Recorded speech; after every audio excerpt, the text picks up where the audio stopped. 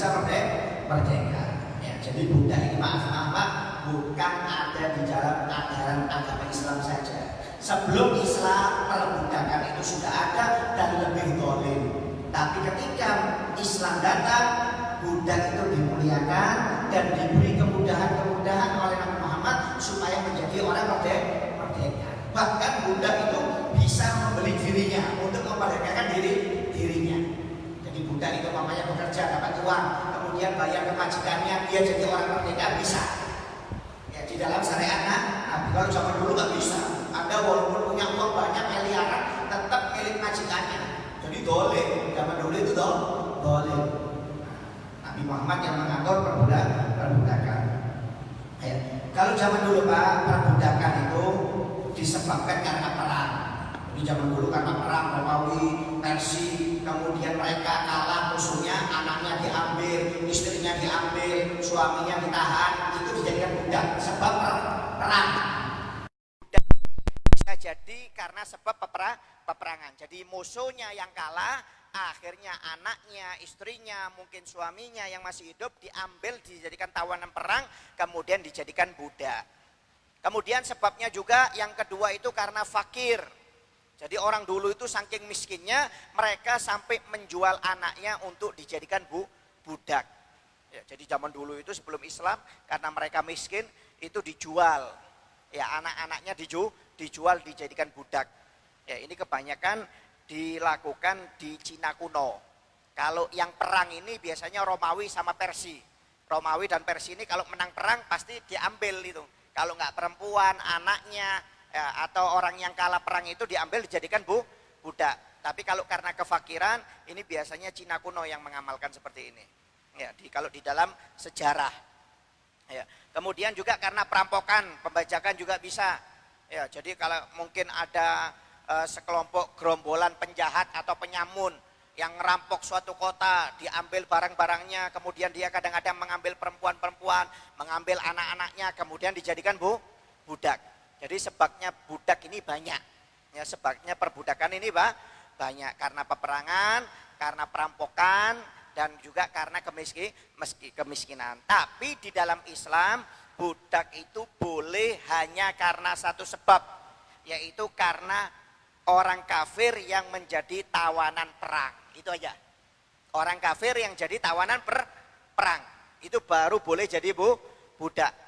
Jadi nggak bisa sembarangan. Ya, nggak bisa sembarangan kalau dalam Islam. Gara-gara kita ngerampok orang, kemudian diambil dijadikan budak dalam Islam. Haram. Ada orang butuh uang, kemudian anaknya dijual untuk jadikan budak. Haram. Nggak boleh dalam Islam. Budak seperti itu. Budak dari dalam Islam itu hanya karena satu sebab saja. Yaitu orang kafir yang kalah perang kemudian dijadikan tawanan, maka boleh dia untuk dijadikan budak. Ya, kalau yang sebab 3 tadi itu sebab umum, yaitu sebab umum. Jadi di dalam Islam kadang-kadang ditolak. Ya.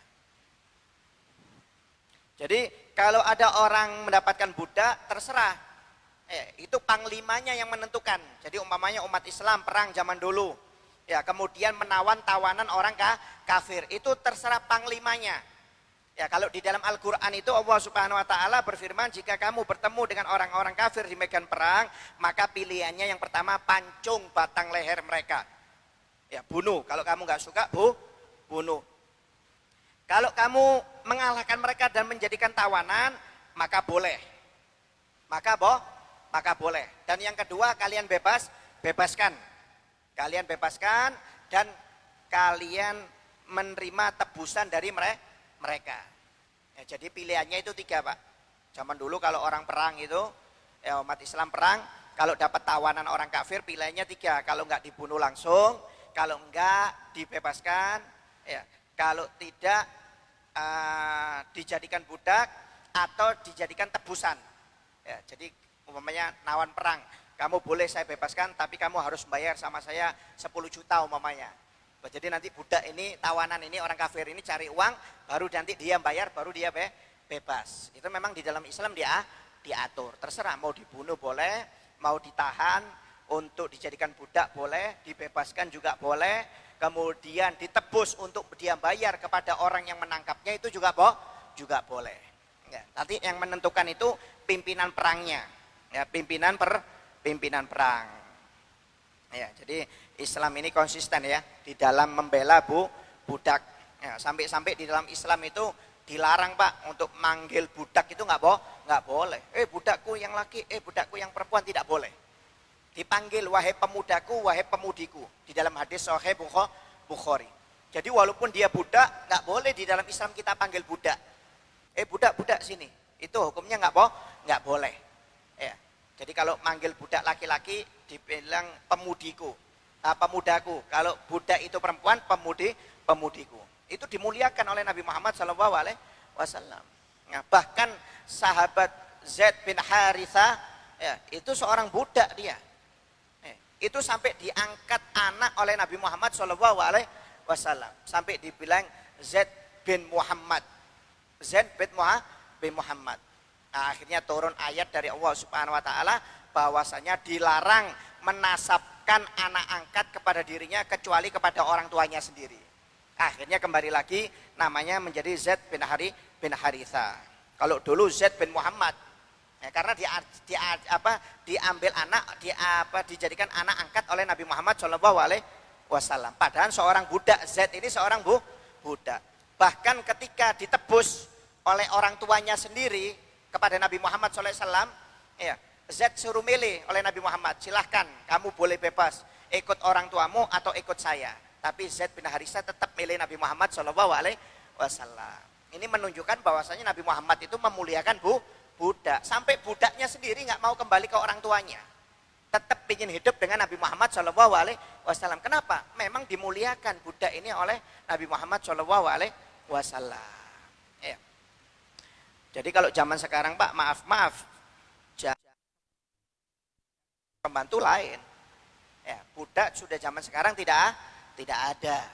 Ya, jangan mengatakan pembantu saya itu berarti budak saya, ngawur itu. Ya, ini kadang-kadang ada sebagian orang mengatakan pembantu itu juga budak. Gak ada, perbudakan itu zaman sekarang nggak ada sudah. Ya, sudah dihapus. Ya, kecuali nanti kalau perang lagi, ya mungkin besar-besaran kalau Imam Mahdi keluar, nah itu mungkin nanti ada perbudakan lagi mungkin. Ya, jadi kalau sekarang tidak ada perbudakan. Ya, jadi kalau maaf kalau pembantu Anda bukan budak, kenapa? Karena dia bukan tawanan perang, dia bukan orang kafir. Ya, sama-sama muslim kok dianggap budak. Nggak boleh ini. Ya, ini pemahaman yang keliru ini, pemahaman yang salah. Ya. Ya, sampai-sampai Abu Hurairah mengatakan, ya, saking besarnya kemuliaan budak ini, Abu Hurairah mengatakan seandainya aku tidak ada pahala jihad, berbakti kepada kedua orang tua atau pahala haji, aku akan menginginkan mati untuk menjadi budak, kata sahabat Abu Hurairah. Ya, coba nggak ada pahala jihad, haji atau berbakti kepada orang tua, saya lebih baik memilih mati menjadi seorang budak. Kenapa? Pahalanya besar memang. Budak ini pahalanya besar. Jadi budak ini bukan sesuatu yang hina. Kalau zaman sebelum Islam, maaf, budak itu memang hina. Tapi setelah datangnya Islam, budak itu dimuliakan oleh Allah, dimuliakan oleh Nabi Muhammad SAW. Dan diberi pahala yang begitu banyak oleh Allah Subhanahu wa taala. Sampai-sampai Abu Hurairah mengatakan, aku berharap matinya bisa menjadi seorang budak. Cuma Abu Hurairah kan bukan budak. Ya, jadi dia tidak bisa mati dalam keadaan budak. Ini angan-angan dari Abu Hurairah. Nah, wajib ya, kalau zaman sekarang bahasanya kalau Anda maaf ya, kalau punya pegawai ya, itu hukumnya sama maaf seperti budak, harus dipenuhi kebutuhannya. Jangan maaf Anda punya pembantu atau pegawai, makannya Anda kasih beda dengan Anda kadang-kadang. Kadang-kadang yang ada yang lebih dolim, piringnya dibedakan Pak. Mentang-mentang dia pembantu, mentang-mentang dia pegawai, piringnya dibedakan. Piring majikan beling, piringnya pembantu atau pegawai piring seng umpamanya, piring yang murahan. Ini sudah nggak boleh nih, dalam Islam ini salah, ajaran seperti ini salah. Ya. Makanya kata Nabi Muhammad, berilah mereka makan sebagaimana kamu makan, kata Nabi Muhammad.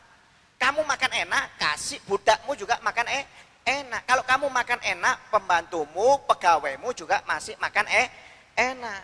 Kalau kamu memakai pakaian yang layak, juga pegawaimu atau pembantumu juga kasih pakaian yang layak. Kalau zaman sekarang kadang-kadang dibedakan. Waliyadzubillah min dzalik. Ini Nabi Muhammad mengajarkan kepada budak, bukan pembantu loh ya. Bukan pegawai kita, apalagi kepada maaf pembantu, orang yang membantu kita atau pegawai kita, bawahan kita yang mereka itu bukan budak. Kepada budak aja wajib baik. Ya. Sampai ada seorang sahabat bertanya, ya Rasulullah, berapa kali kita memaafkan pembantu kita, orang yang kerja kepada kita? Nabi Muhammad sambil diam sejenak kemudian mengatakan 70 kali tiap hari. Jadi kalau mereka salah 70 kali tiap hari, ya maafkan 70 kali. Ya, jangan baru salah 1 kali, wah langsung marah, langsung main pukul, langsung main caci. Minimal 70 kali kata Nabi Muhammad SAW. Ya, itu kalau tahan Pak ya. Kalau Nabi Muhammad tahan aja. Ya, kita ini yang jadi permasalahan. Ya, 1 kali langsung naik pitam sudah. Ya, baru 1 kali baru naik pitam. Jadi hati-hati ya. Jangan sampai kita tidak memuliakan orang yang bekerja kepada kita. Maaf.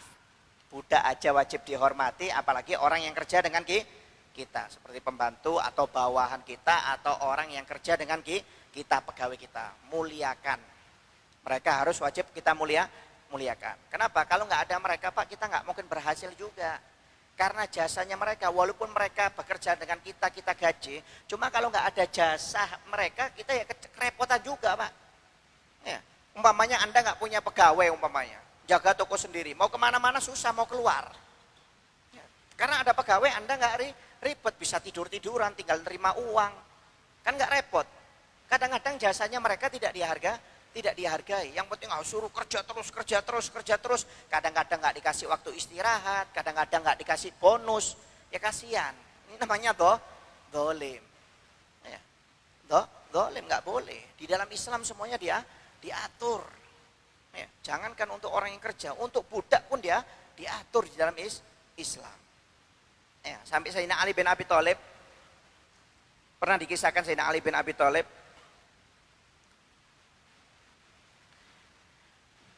da'a ghulaman falam yujibhu. Ya, Sayyidina Ali bin Abi Thalib pernah diceritakan dia punya seorang budak. Kemudian budaknya dipanggil nggak jawab, Pak. Budaknya dipanggil nggak jawab. Sampai dipanggil 2 kali, sanian, salisan falam yujibhu. Dipanggil 2 kali, 3 kali tetap nggak jawab. Ya. Kemudian didatangi oleh Sayyidina Ali bin Abi Thalib, nggak taunya budaknya ini lagi tidur-tiduran baring di tempat tidur. Ditanya oleh Sayyidina Ali, apakah kamu nggak dengar panggilanku, wahai budak? Kata budak tersebut, dengar aku. Aku dengar panggilanmu. Cuma saya nggak mau jawab, diam saja tidur-tiduran. Lagi berbaring. Kenapa kamu melakukan seperti ini? Kok tidak menjawab panggilanku? Kata budak tersebut, karena aku tahu kamu tidak mungkin menyiksa aku atau memukuli aku, kamu tidak mungkin marah kepada aku, makanya saya tahu, makanya ketika kamu manggil saya nggak jawab, tidur-tiduran aja santai. Coba gimana kalau pegawai Anda Pak? Seperti itu, Anda panggil 1 kali, 2 kali, 3 kali, pura-pura budek, padahal dia dengar, wah tendangan Maradona datang sudah, ya, tendangan Pele, Ronaldo masuk sudah itu. Ya. Ini kata budaknya santai, saya nggak memenuhi panggilanmu karena saya tahu kamu tidak mungkin marah. Kata Sayyidina Ali bin Abi Thalib, ya sudah, sana kamu keluar dari rumah saya, kamu saya merdekakan. Kamu saya merdekakan. Jadi budaknya ini sudah bikin jengkel, dimerdekakan lagi oleh Sayyidina Ali bin Abi Thalib. Bukan dijual, bukan dipukuli, bukan dimarahi, bukan dijual, tapi malah dimerdekakan. Ya, bayangkan orang-orang dulu itu luar biasa. Kenapa? Mereka tahu pahalanya itu. Jadi walaupun mereka bahasanya majikan sendiri didolimi oleh budaknya, itu mereka tetap menghormati budaknya. Nggak marah, bahkan dimerdekakan. Cucunya beliau juga gitu, Imam Ali As-Sajjad. Imam Ali Zainal Abidin bin Husain bin Ali bin Abi Thalib. Imam Ali Zainal Abidin ini sama, beliau ini punya budak juga. Ya. Beliau ini punya budak. Ya. Budaknya waktu itu pernah disuruh ngambil minuman, Pak. Ketika bawa minuman panas ini, tersandung, minumannya ini kena mukanya Imam Ali Zainal Abidin. Ya. Yang kena Imam Ali Zainal Abidin, panas minumannya ini panas. Ketika kaget Imam Ali Zainal Abidin ini terkena minuman panas yang dibawa oleh budaknya tersebut. Budaknya tersebut langsung berkata, membaca firman Allah Ta'ala, wal kadhimina ghaidha, dan orang-orang yang menahan marah. Langsung Imam Ali As-Sajjad ini nggak jadi marah. Nggak jadi marah. Wal afina anin nas, dan Allah cinta kepada orang-orang yang memaafkan kesalahan dari manusia. Kata Sayyidina Ali, baik, kamu saya maafkan. Saya nggak jadi marah dan kamu saya maafkan. Wallahu yuhibbul muhsinin, dan Allah cinta kepada orang-orang yang berbuat baik. Ya sudah, kamu saya merdekakan. Jadi ini Imam Ali Zainal Abidin ini punya budak bawa minuman panas, kemudian jatuh terkena mukanya Imam Ali Zainal Abidin, sudah nggak jadi marah, dimaafkan, kemudian dimerdekakan. Dimerdekakan. Subhanallah. Kenapa? Perintah dari Nabi untuk memuliakan budak. Nah, coba kita, balas dendam, ambil air panas, siram. Ya, kalau perlu dimandikan air panas semuanya itu. Itu kalau kita, kalau orang-orang dulu tidak, luar biasa. Karena memang ditegur, Pak, mukul aja nggak boleh. Ya. Sampai pernah dikisahkan seorang sahabat Nabi Muhammad SAW, ya, Abu Mas'ud Al-Badri, itu punya budak kecil, budak yang masih kecil. Karena budaknya ini berbuat salah, dipukul, Pak, sama pecut, sama cemeti oleh Abu Sa'id Al-Badri ini, sahabat Nabi ini. Kemudian saking marahnya ada yang menegur. Ada yang menegur, suara yang menegur beliau. Ya. Suara itu memanggil, ketahuilah wahai Abu Sa'id, ya. Ketahuilah Abu Mas'ud. Ya. Tapi Abu Mas'ud ini enggak, saking marahnya dia enggak mengenali suara tersebut karena marah, karena emosi. Jadi suara yang memanggil tersebut itu tidak dikenal, itu suaranya siapa. Ya, sampai manggil 3 kali. Manggil 3 kali, mendekat, nggak taunya suaranya Nabi Muhammad SAW. Ya, langsung dibuang itu pecutnya oleh Abu Mas'ud Al-Badri ini. Ya, ketahuilah Abu Mas'ud, ya, jangan sampai engkau memukul budakmu.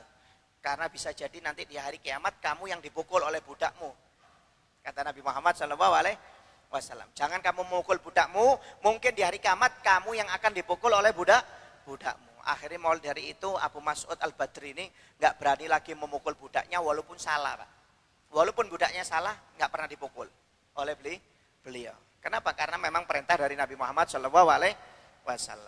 Ya, intinya wajib bagi kita semuanya untuk memuliakan orang-orang, bahasanya walaupun tidak ada budak di zaman sekarang, tapi kalau ada orang yang bekerja kepada kita, ya pembantu kita, mungkin pegawai kita, wajib kita hormati.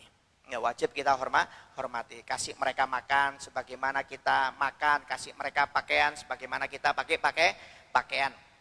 Ya, tidak boleh sampai memukul, tidak boleh sampai mencaci, kata Nabi Muhammad SAW. Ya. Wallahu a'lam bishawab. Bismillahirrahmanirrahim. Wa qala musannif rahimahullahu ta'ala anhu.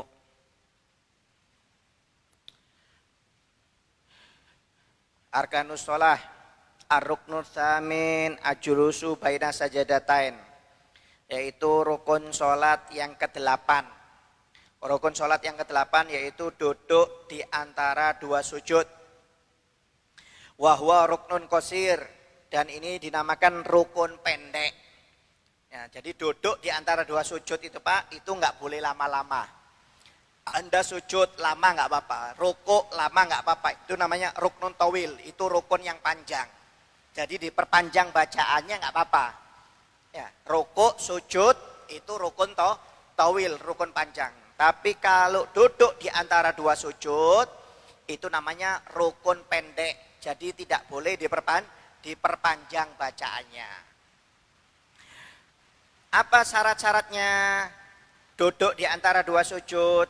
Syarat-syaratnya yang pertama yaitu sama seperti yang kemarin, ayyasiha maqoblahu. Hendaknya rukun sebelum duduk di antara 2 sujud itu harus sah. harus sah. Sebelum duduk di antara dua sujud apa? Yaitu sujud yang pertama.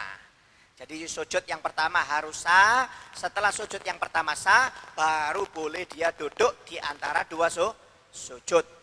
Ya, jadi yang pertama rukun sebelumnya harus sah. Kemudian yang kedua ala yaksida bihi ghairah, yaitu hendaknya dia melakukan duduk di antara dua sujud itu bukan karena yang lainnya, tujuan yang lainnya. Jadi habis sujud umpamanya maaf ada semut lewat, kalajengking lewat, dia langsung berdiri atau bahasanya langsung mengangkat wajahnya untuk duduk di antara dua sujud. Ini nggak boleh.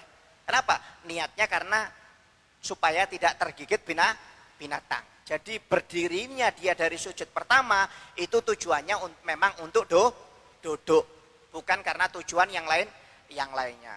Ya umpamanya ada temennya anak-anak umpamanya main bola di masjid, ketika sujud bola itu ditendang mau mengenai muka kita, ketika sujud kita langsung berdiri umpamanya, tahu bola ini menggelinding ke muka kita, kita langsung berdiri untuk duduk di antara dua sujud. Nah ini nggak boleh, karena tujuannya untuk menghalau supaya tidak terkena bola tersebut. Nah ini tidak boleh. Jadi berdirinya dia memang murni untuk duduk di antara dua sujud. Kemudian alayat ma'inna fi, yaitu hendaknya harus tumak nina di dalam duduk di antara harus tumak nina di dalam duduk di antara dua sujud. Harus tumak nina. Ya, tumak nina itu diam sejenak dengan minimal membaca kalimat subhanallah. Itu sudah cukup. Itu namanya tumak nina. Cuma disunahkan untuk membaca doa Rabbi firli warhamni wajburni warfa'ni warzuqni wahdini wa'afini wa'fu anni. Nah, itu sunahnya. Jadi agak panjang sedikit. Walaupun bahasanya cuma baca subhanallah aja, bahasanya diamnya itu seperti orang baca subhanallah, itu sudah cukup. Dia langsung sujud lagi boleh. Ya, cuma lebih afdol lagi membaca doa. Hukumnya sunnah. Jadi duduk di antara dua sujud itu wajib, tapi membaca doanya sunnah. Ya Rabbi firli warhamni wajburni warfa'ni warzuqni wahdini wa'afini wa'fu anni. Itu hukumnya sunnah, bukan wajib. Ya. Kemudian antakuna tumak minina yakinan, hendaknya tumak ninanya harus yakin. Tidak boleh tidak harus yakin, tumak ninanya harus yakin. Ya. Harus yakin. Kalau nggak yakin maka jangan sujud dulu. Yakinkan dulu, kalau yakin tumak nina baru boleh sujud yang kedua. Kemudian al ayastawiyah jalisan, hendaknya duduknya itu seperti orang duduk, dikatakan duduk, bukan seperti orang yang bongkok. Ya, nggak boleh duduk di antara dua sujud itu ya seperti orang duduk. Nggak boleh seperti orang arahnya lebih dekat ke sujud. Ya, kadang-kadang ada orang malas mau duduk lurus, duduknya itu agak bongkok sedikit. Ya, lebih dekat arahnya ke sujud. Kecuali kalau orang bongkok, nggak apa-apa, udzur namanya. Tapi kalau orang itu sehat, wajib posisinya seperti orang duduk. Ya, atau terlentang lebih dekat ke bawah, pingin tiduran umpamanya. Ini nggak boleh juga. Jadi nggak boleh terlalu ke depan seperti sujud, nggak boleh terlalu terlentang seperti orang mau tidur. Dia posisinya harus seperti orang duduk. Kemudian alla yutawil ziyadatan ala dzikril masyru' fihi wa qadri agoli tasyahud. Hendaknya tidak memperpanjang bacaan yang sudah diatur, yaitu Rabbi firli warhamni wajburni warfa'ni warzuqni wahdini wa'afini wa'fu anni, ditambah seperti orang yang membaca sedikitnya tasyahud. Ya. Jadi baca doa di antara dua sujud ditambah dengan tasyahud, itu kira-kira panjangnya berapa detik, itu nggak boleh melebihi dari itu. Ya. Tidak boleh melebihi dari itu. Jadi duduknya itu, lama panjangnya itu seperti orang membaca Rabbi firli warhamni wajburni warfa'ni warzuqni wahdini wa'afini wa'fu anni, ditambah membaca paling sedikitnya tasyahud, yaitu at-tahiyatulillah, salamun alaika ayyuhan nabi wa rahmatullahi wa barakatuh, salamun alaina wa ala ibadillahi sholihin, asyhadu an la ilaha illallah wa anna muhammadar rasulullah, wa anna muhammadan abduhu wa rasuluh. Jadi itu digabung, dua bacaan itu digabung, kira-kira berapa detik. Nah itu nggak boleh lebih dari itu. Kalau melebihi itu maka batal. Maka batal. Karena apa? Dia rukun pendek. Tapi kalau Anda sujud nangis-nangis 2 jam nggak apa-apa. Ya, kenapa? Itu rukun panjang, nggak ada masalah. Tapi kalau duduk di antara 2 sujud ini nggak boleh terlalu panjang. Kalau bacaannya melebihi dari bacaan duduk di antara 2 sujud, ditambah paling sedikitnya tasyahud akhir, maka bisa batal.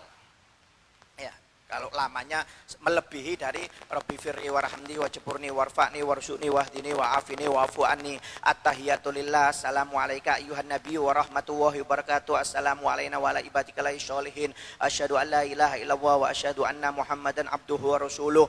Ini enggak boleh ini. Ya, ini batasannya. Kalau melebihi maka bisa bisa batal. Ya. Kalau paling sempurnanya at-tahiyat itu panjang Pak, at-tahiyatul mubarakatus sholawatut thayyibatulillah, itu paling panjangnya tasyahud. Kalau paling pendeknya itu at-tahiyatulillah, salamun alaika ayyuhan nabiy wa rahmatullah, dan sampai yang tadi dibaca itu paling sedikitnya. Nanti dijelaskan di dalam bacaan tasyahud akhir. Jadi kalau Anda duduk di antara 2 tasyahud, ya, itu nggak boleh terlalu panjang bacaannya, seperti membaca doa tasyahud ditambah seperti membaca doa yang sudah diatur, yaitu doa duduk di antara 2 sujud plus doa tasyahud akhir. Kalau melebihi dari itu maka bisa batal sholatnya. Paham ini ya? Jadi kalau intinya duduk di antara 2 sujud jangan terlalu lama bacaannya. Ya, nanti kalau pengen yang lama itu ketika sujud atau ketika berdiri baca Al-Baqarah sampai habis, tambah lagi Al-Imran sampai habis, tambah lagi umpamanya 15 juz, terserah Anda. Ya, itu pun kalau kuat. Ya, kalau kuat. Ini aja 1 juz Ramadan ngilang tiap malam. Ya. Minta yang cepat Al-Ikhlas. Kalau masjid nggak baca Al-Ikhlas, cari masjid yang lainnya. Ya, kirim salam sudah. Ya. Wallahu a'lam bishawab. Mungkin ada yang mau bertanya, silakan. Ada yang bertanya?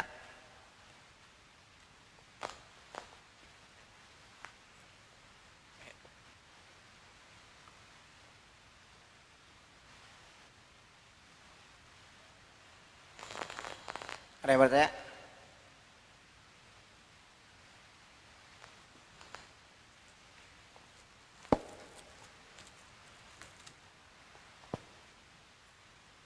Assalamualaikum warahmatullahi wabarakatuh. Waalaikumsalam warahmatullahi wabarakatuh. Langsung aja Bib. Ketika tahayat akhir, bagaimana tangan kaki kiri kita? Ada yang menyatakan ketika kita mengucapkan asyhadu alla ilaha illallah, maka induk atau jari kaki kiri kita itu menghadap ke depan. Apakah itu betul, Bin? Bagaimana posisi kaki kiri kita ketika mengucapkan asyhadu alla ilaha illallah? Mungkin itu aja, Bin. Makasih. Posisi kaki dalam tasyahud akhir itu memang beda-beda. Ada yang biasanya kita kerjakan seperti tasyahud akhir dalam madhab Syafi'i. Ya. Ada juga kalau di dalam madhab akhirnya duduknya sama seperti tasyahud awal. Itu kalau ada yang seperti itu masalah khilafiyah. Ya, tawarruk sama apa satunya? Ya, tawarruk sama apa ya? Tawarruk sama apa satunya? Iftiros. Iftiros ya. Duduk iftiros sama tawarruk. Kalau tawarruk itu tasyahud akhir. Ya. Jadi kalau dalam tasyahud akhir itu memang ada khilaf. Kalau dalam Syafi'i itu duduknya tawarruk. Yaitu nanti dibahas nanti di rukun selanjutnya, rukun sholat, masalah tasyahud akhir. Jadi kalau masalah yang menghadap ke kiblat itu biasanya ketika maksudnya ketika masalah mengucapkan asyhadu alla ilaha illallah itu dalam gerakan tangan sebenarnya, bukan masalah kakinya. Kalau kaki itu mulai awal tasyahud itu boleh dengan cara tawarruk seperti duduk tasyahud akhir atau seperti duduk tasyahud awal. Tapi kalau Anda madhab Syafi'i pakai cara seperti Imam Syafi'i yang kebanyakan mayoritas kita kerjakan. Nah, kalau masalah ketika mengucapkan asyhadu alla ilaha illallah itu masalah tangannya saja. Masalah tangannya yang diangkat. Ya, itu sunnahnya kapan? Ketika mengucapkan asyhadu alla ilaha illallah. Jadi maksudnya diangkat angka 1 ini tidak ada Tuhan selain Allah Subhanahu wa taala. Maksudnya Allah itu esa. Ya. Dan ketika mengucapkan asyhadu anna Muhammad Rasulullah, tangan jempolnya ini dipegangkan ke jari telunjuk seperti ini. Jadi kan gini posisinya. Jadi asyhadu alla ilaha illallah wa asyhadu anna Muhammad Rasulullah. Asyhadu alla ilaha illallah, asyhadu anna Muhammad Rasulullah. Nah ini caranya seperti ini. Jadi ketika mengucapkan asyhadu alla ilaha illallah, tari telunjuknya diangkat. Ketika mengucapkan asyhadu anna Muhammad Rasulullah, ditempelkan. Maksudnya 2 kalimat syahadat. Ya, maksudnya 2 kalimat syahadat. Ada yang mulai awal sudah langsung, gak nunggu baru at-tahiyatul langsung diluruskan. Silahkan, gak ada masalah. Boleh-boleh aja. Atau mungkin digerak-gerakan. Pernah ada seperti ini? Gak masalah, silahkan. Ya, itu mungkin dia ngikuti pendapat yang lainnya. Tapi kalau dalam madhab Syafi'i itu digerakannya itu ketika mengucapkan asyhadu alla ilaha illallah. Jadi tangannya yang digerakkan. Ya, bukan kakinya yang dihadapkan ke mana? Ke kiblat. Kaki itu mulai awal. Jadi kalau tangan itu ketika mengucapkan asyhadu alla yang Anda gerakan. Jadi kalau ada orang mulai awal gerakan ya terserah. Silahkan, nggak ada masalah. Tidak batal karena menggerakkan 1 jari. Nah, tapi kalau semuanya ini batal ini. Seperti ini, umpamanya jari-jarinya gerak. Nah, ini nggak boleh. Kalau cuma 1 aja nggak apa-apa. Makanya kalau nggaruk itu kan segini. Kalau orang sholat gatal nggaruknya seperti ini nggak batal. Tapi kalau nggaruknya seperti ini batal. Jadi jangan salah. Ya, yang tidak batal itu 1 gerakan dilakukan berkali-kali seperti jari ini nggak batal. Nah, seperti ini nggak batal. Walaupun 1000 kali Anda garuk terus mulai sholat sampai akhir, nggak batal. Tapi kalau walaupun cuma sebentar aja, mungkin 1 detik, 2 detik, tapi kalau Anda seperti ini, batal sudah. Nggak boleh. Makanya kalau gatal itu jarinya aja. Tangannya diem, jarinya yang bergerak. Nah, ini nggak ada masalah. Ada lainnya? Bismillahirrahmanirrahim. Assalamualaikum warahmatullahi taala wabarakatuh. Waalaikumsalam warahmatullahi wabarakatuh. Yang saya tanyakan, kalau Anda salah hilaf 4 atau 5 minggu yang lalu itu Habib membahas tentang anak.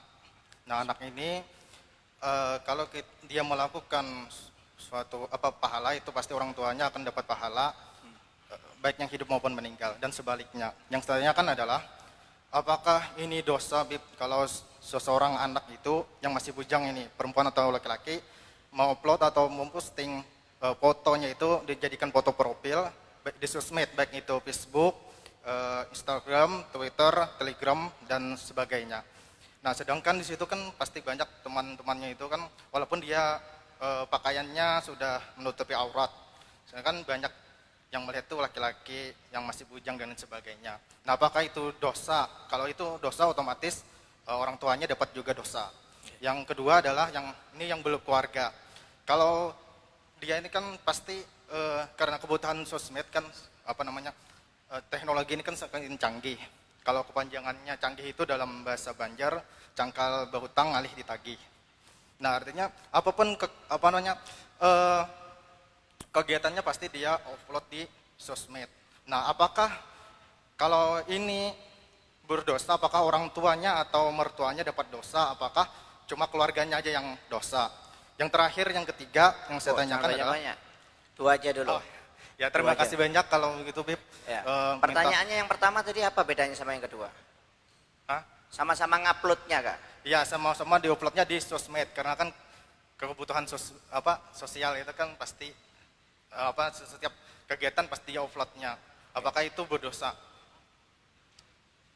Ya. Jadi gini ya, sebenarnya maaf yang pertama yang jelas yang nggak boleh diupload itu kalau terbuka auratnya.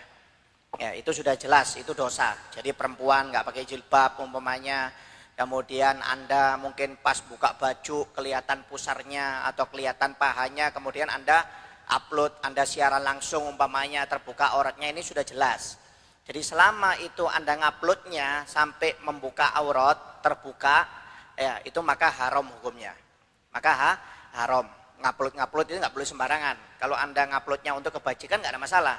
Atau ngupload Anda mungkin lagi bertengkar suami istri, orang tua dengan anak, dimasukkan Facebook. Ya, Sampai marahnya itu dimasukkan status. Ini haram hukumnya ini. Akhirnya orang lain yang nggak tahu pertengkaran rumah tangga Anda jadi tahu. Orang lain yang nggak tahu permusuhan Anda dengan orang lain jadi tahu. Ini nggak boleh. Jadi selama itu ngupload tidak melanggar syariat, itu nggak ada masalah. Ya, yang penting bukan ngupload yang dilarang dalam pekerjaan syariat. Seperti Anda mungkin bertengkar, mencaci orang, umpamanya ngolok-ngolok orang. Ya, kemudian terbuka auratnya, ini nggak boleh. Selama itu tidak melanggar syariat maka boleh. Dan kalau untuk yang perempuan lebih dikhususkan jangan. Kalau laki-laki ngupload nggak apa-apa, Pak. Maaf, laki-laki ngupload wajahnya silahkan. Kalau perempuan walaupun tertutup auratnya lebih baik jangan. Kenapa? Karena fitnah. Ya, perempuan ini suka dipandangi laki-laki. Ya, jadi bahasanya kalau dia ngupload walaupun tertutup, pakai jilbab, pakai apa, itu kadang-kadang laki itu menikmati, yang bukan muhrimnya itu ngelihat itu senang. Nah, itu di sana bisa dosa. Bisa dosa. Ya, maaf itu bisa dosa. Kalau laki nggak ada permasalahan. Laki nggak ada permasalahan karena maaf fitnahnya laki itu kepada perempuan. Laki itu lihat perempuan senang. Tapi kalau perempuan bukan lihat lakinya, lihat hartanya. Jadi beda, kalau perempuan itu fitnahnya lewat harta, tapi kalau laki-laki ini lewat perempuan. Makanya lebih baik kalau Anda punya istri bahasanya atau punya anak yang sudah balik, lebih baik jangan suka diupload di media sosial. Ya, ini nggak bagus. Jadi boleh Anda ngupload, boleh, silahkan, nggak ada masalah. Yang penting tidak bertentangan dengan syariat. Kalau bertentangan dengan syariat, ya kalau namanya orang tuanya yang ngupload bertentangan dengan syariat, yang dosa orang tuanya, anaknya nggak ikut-ikutan. Tapi kalau anaknya yang ngupload, maka wajib orang tuanya untuk menasehati atau melarang. Kalau enggak, orang tuanya kebagian dosa. Jadi dilihat dulu siapa yang tertinggi kedudukannya di sana. Kalau yang kedudukannya yang tertinggi orang tuanya, berarti orang tuanya yang dosa. Anaknya umpamanya nggak tahu apa-apa, nggak megang HP, ya nggak kebagian dosa. Ya, tapi orang tuanya yang dosa. Tapi kalau anaknya yang melakukan, maka orang tuanya wajib menasehati atau melarang. Kalau enggak, orang tuanya akan kebagian dosa. Ya, seperti itu ya.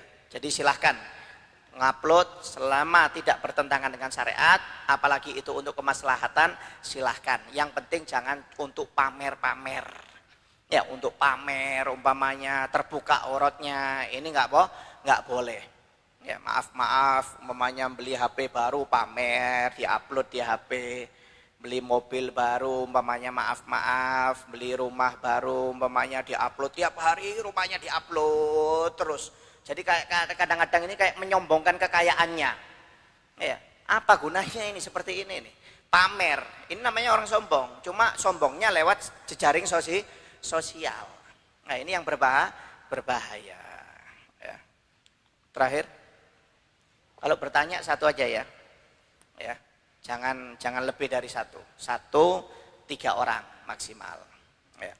Assalamualaikum warahmatullahi wabarakatuh. Waalaikumsalam warahmatullahi wabarakatuh.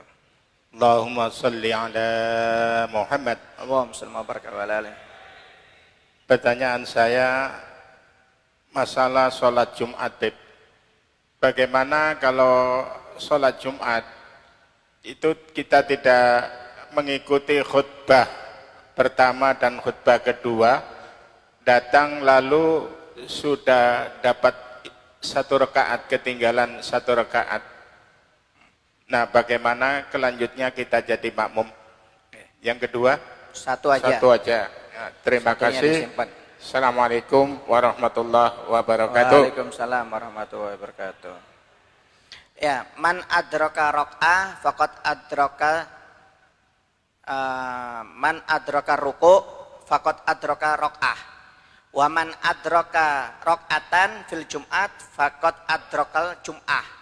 Ya, ada kaidah fikih, barang siapa yang mendapati imam dalam keadaan ruku' sejajar, maka dia mendapatkan 1 rakaat dengan imam. Ya, hati-hati patokannya ruku'. Kalau Anda ruku' sejajar dengan imam, ya, imam belum mengucapkan sami Allah, Anda sudah ruku' dengan imam posisinya sejajar, berarti Anda dapat 1 rakaat.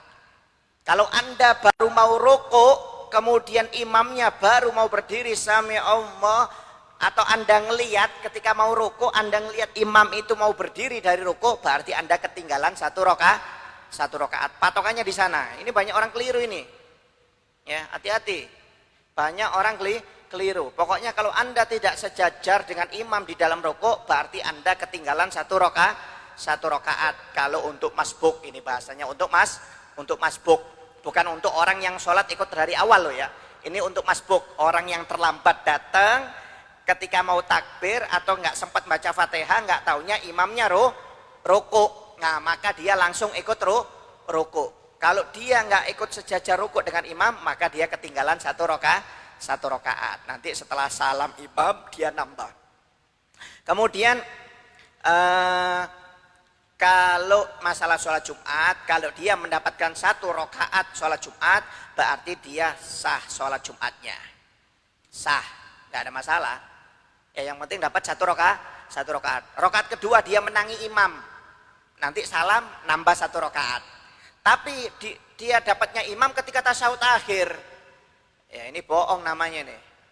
Ya, berarti dia harus mensempurnakan sholat duhur. Nanti berdiri dia melaksanakan sholat 4 rakaat. Jadi salam, jangan ikut salam dengan imam, langsung berdiri sholat 4 rakaat. Kenapa? Dia terlambat.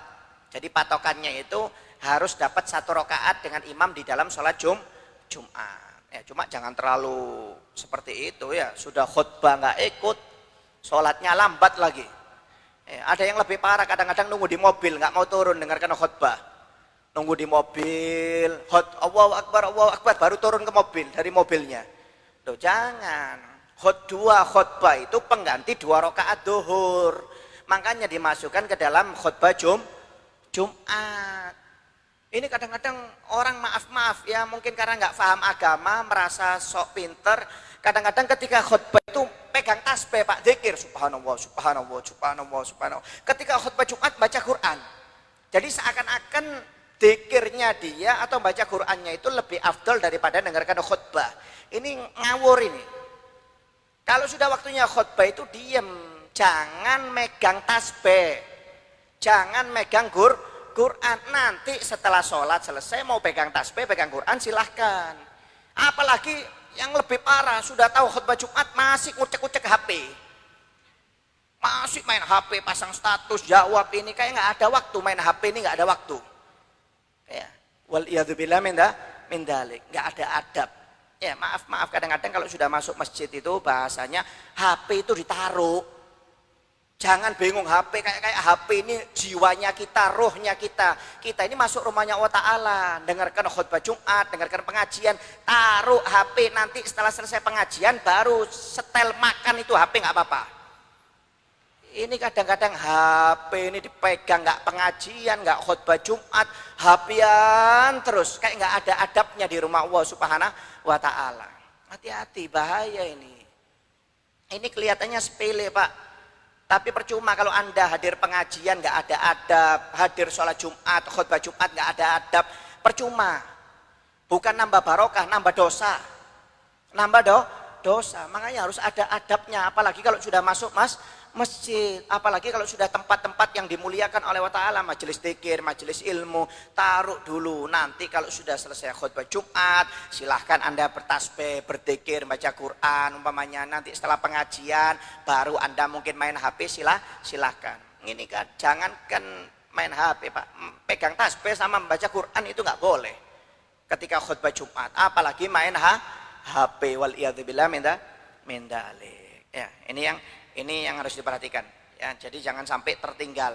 Ini yang parah, kadang-kadang sudah khutbah nggak ikut, sholatnya ketinggalan lagi ya. Kalau sekali nggak apa-apa, Pak, ini kadang-kadang tiap minggu ketinggalannya ya, waliyadzubillah min dalik. Makanya kata Nabi Muhammad, barang siapa yang datang awal waktu di hari Jumat, maka dia mendapatkan pahala seperti orang bersedekah onta.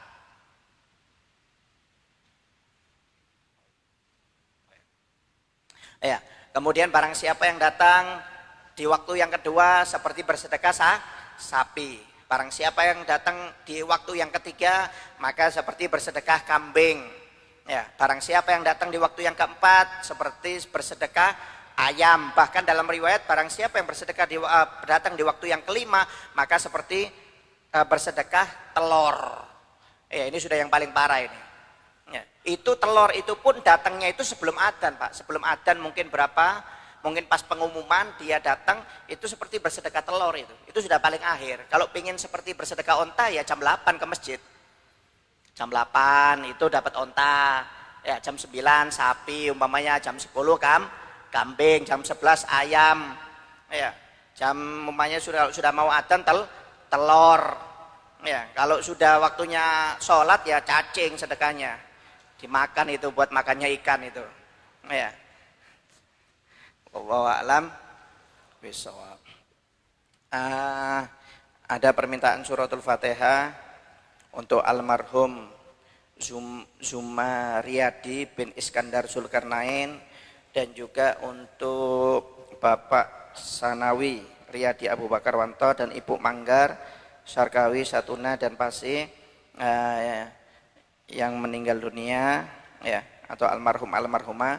Mudah-mudahan almarhum dan almarhumah ini diangkat derajatnya oleh Allah Subhanahu wa taala, kuburannya dijadikan kebun-kebunan surga oleh Allah Subhanahu wa taala, diterima amal ibadahnya, dimaafkan segala kesalahannya dan mendapatkan syafaat Nabi Muhammad sallallahu alaihi wasallam bisyirin Nabi alaihi nabi syirul Fatihah. A'udzubillahi minasyaitonir rajim.